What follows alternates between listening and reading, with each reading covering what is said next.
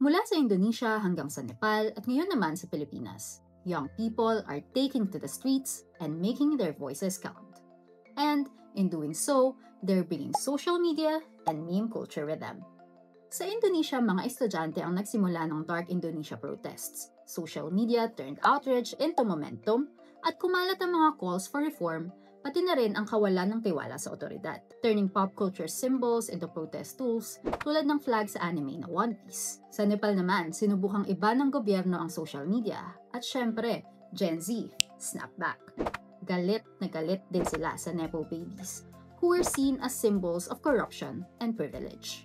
Nitong late September 2025, Pilipinas naman. Gaya sa Nepal, young Filipinos also turned their wrath toward the country's own Nepo babies. Sinoong ang malakas na ulan ng Gen Z protesters sa key cities in the Philippines. Their call?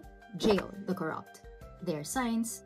Creative drawings and funny placards designed to trend. In true Gen Z fashion, they didn't just chant. They memed.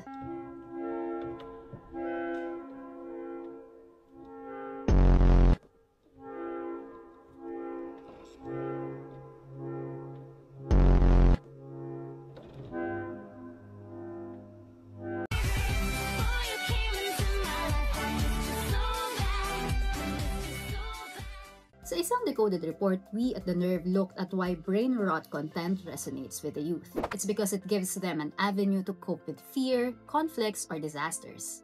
Tsaka, it trends. Yung mga videos na may emotional spikes, fear, surprise, anger, nakakakuha yan ng higher engagement, which feeds into how social media algorithms work. Other studies show kung paano nakakatulong ang political memes para i-lower ang barriers between everyday life and politics. Kumbaga, naging common way na ito para ma-expose ang mga tao sa political content at para na rin ma-express nila ang kanilang political views online. Kaya nakikita natin na kahit iba't ibang bansa, same energy.